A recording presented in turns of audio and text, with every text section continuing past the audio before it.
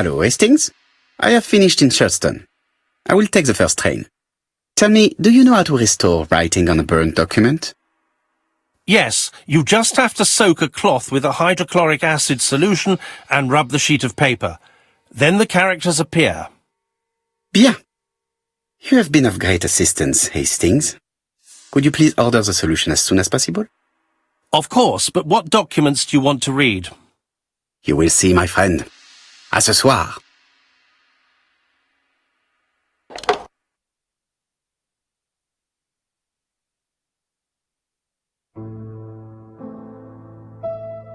Donald Fraser is here. He insisted on waiting to see you.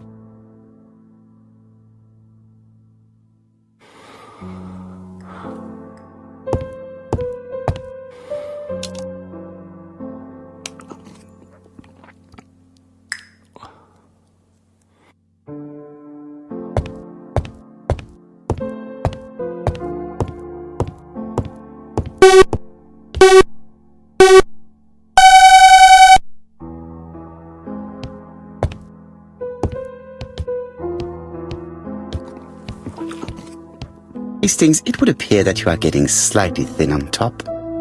Really? I hadn't noticed. Mon ami, it is a pleasure to be working with you again. I have missed you these past few years.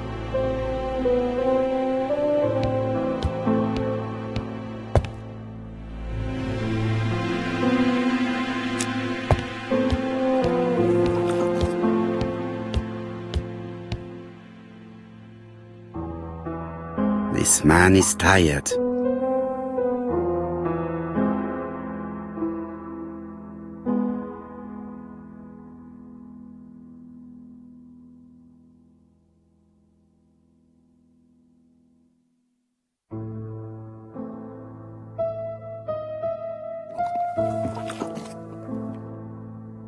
Donald is short of sleep, and it looks as if he didn't even bother to undress before going to bed.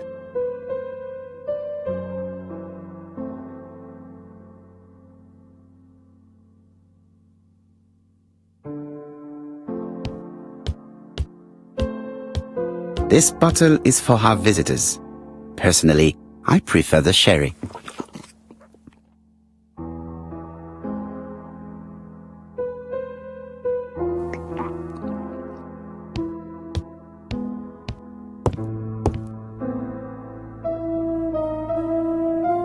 Mr. Poirot, I don't know why I'm here.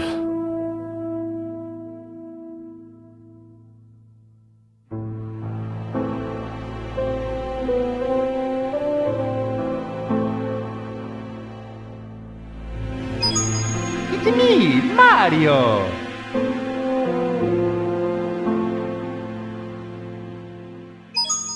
It's me, Mario! You wanted to talk, and you came to find the only man capable of hearing you. Mr. Poirot, since Betty's death, I've doubts about myself. I don't know what to do. And I keep having a horrible dream 3 nights in a row.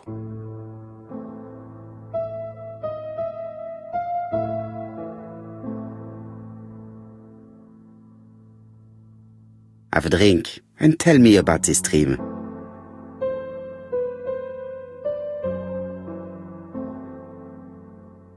It's always the same. I'm on the beach with Betty. I grab her round the throat, and I squeeze, and squeeze until she's dead. Her head falls back, and I see that it's no longer Betty. It's Megan's face.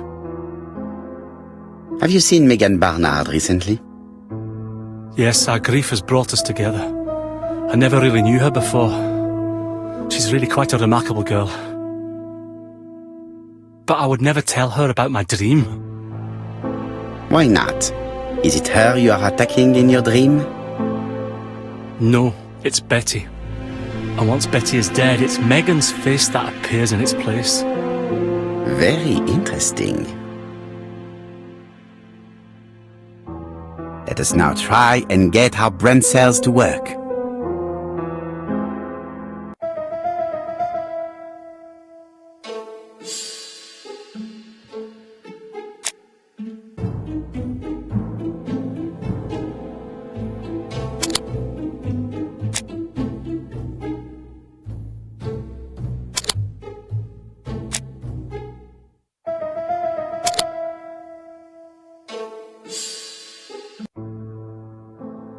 Mr. Fraser, I think that the real meaning of this dream is that you are in love with Megan Barnard.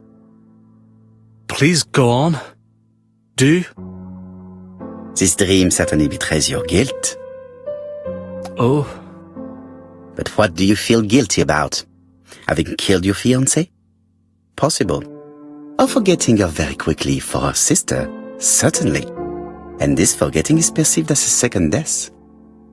So you don't really think I was the one who killed Betty? I do not exclude this theory. I am simply saying that I do not need to know that fact to explain your dream and your guilt. Thank you for being frank, Mr. Poirot. You've helped me a great deal. I'm going back to Bexhill. I'll not take any more of your time up. It is late, Mr. Fraser, and you are tired. I'll sleep on the train. I like trains. It's easy to sleep rocked by the sound of the wheels. Poor boy, he seems completely lost. Well, women seem to like him. I think Megan will take care of him. Oh, I remember. Did you order the product I needed? Yes, we'll be receiving it tomorrow. Bien, it is late, and I asked Miss Gray to come tomorrow morning. I have a few questions I wish to ask her.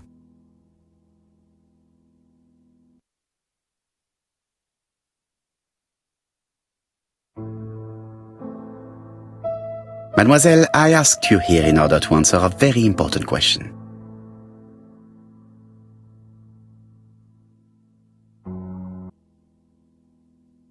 You lied to us, and I demand to know why.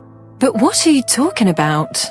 Yet, Lady Clark maintained that she saw you talking to a stranger on the front doorstep. Really? She must have been mistaken. Oh, I remember now. I'd forgotten all about it, but it wasn't important. It was just a salesman. One of those traders who sell stockings from door to door. Can you describe him to me? Medium size, glasses, dark suit and a felt hat. Not the sort of man you notice, completely harmless. That's why I forgot all about him. Nothing else? He was very hesitant and shy. Usually door-to-door salesmen are very confident, but he wasn't.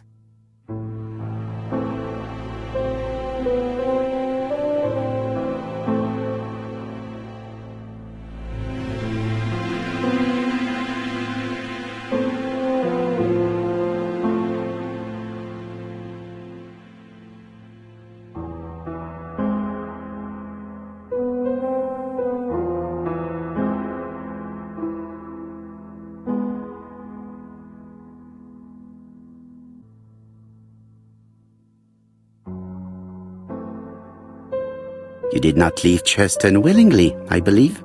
I don't wish to lie. Lady Clark did not appreciate my presence. And Franklin cannot go against the wishes of a sick lady. He is a good man, and he worries a great deal about his sister-in-law. I noticed that you left some personal belongings behind at Churston.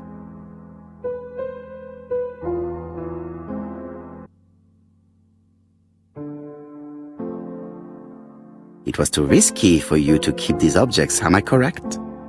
Risky? What was the risk?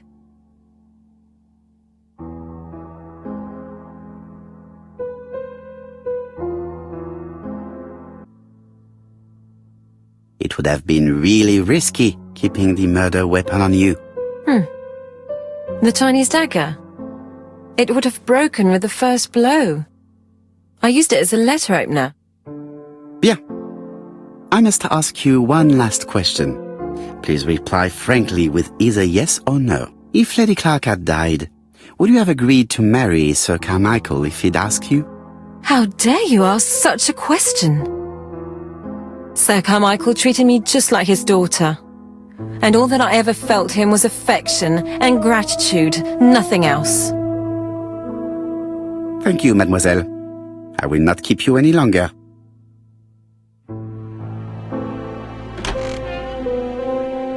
I met Thora Grey on the stairs. Her cheeks were ablaze, and she appeared to be deeply hurt. Poirot, have you offended the poor girl again? Do you have good reasons for accusing her? I accused her of nothing, Hastings. I simply asked her an important question she did not answer. Let us see if we can answer it for her. Let us now try and get our brain cells to work.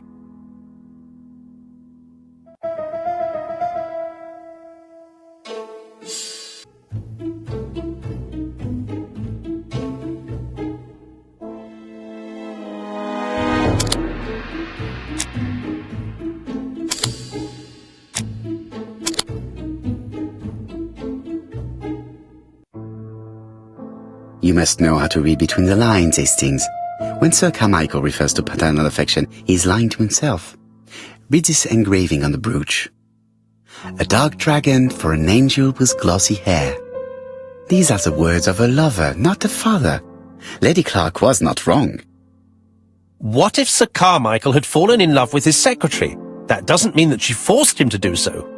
True, there are extenuating circumstances. She is a penniless orphan. But she is calculating. Just look how she avoided it when asked if she would have married Clark. I see. You think she seduced Sir Carmichael for her own gain, and that now she is doing the same with his brother. Poirot, your world is a very dark place. Do not get carried away, mon ami. We have another more important matter to settle. Really? Yes, would you believe that Miss Grey taught me something new? Let us now try and get our brain cells to work.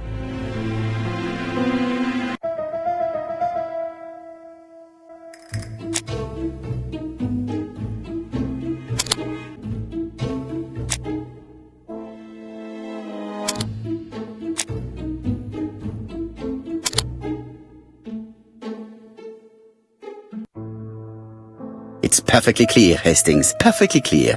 Indeed, a stocking seller visited Andover, Bexhill and Churston on the day of each murder. We have our suspect. This should be of interest to Job.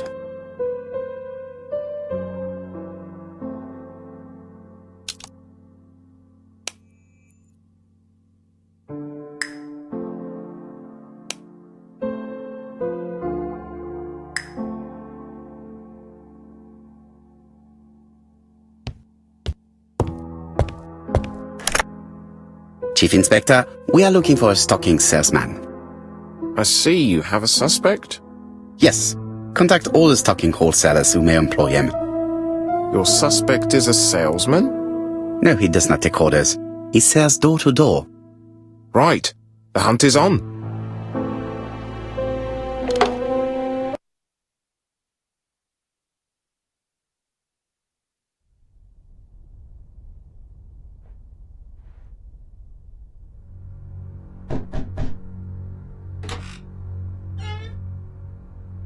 Are you leaving, Mr. Cust? Yes, I'm going to Cheltenham. You shouldn't travel today. You don't look very well. I have to. I have engagements. I must respect them.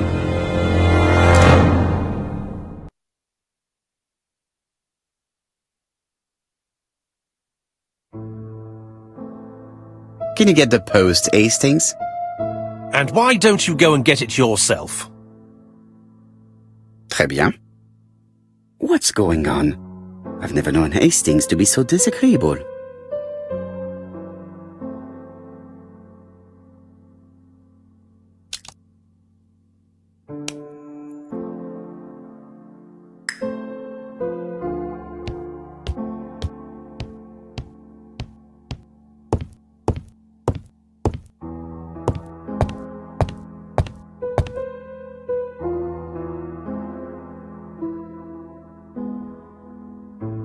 Poor Mr. Poirot. I'm quite sorry for you. If at first you don't succeed, try again. We've a long way to go still. Typery? No, that comes later. Letter T. The next little incident will take place in Doncaster on September 11th. So long. ABC.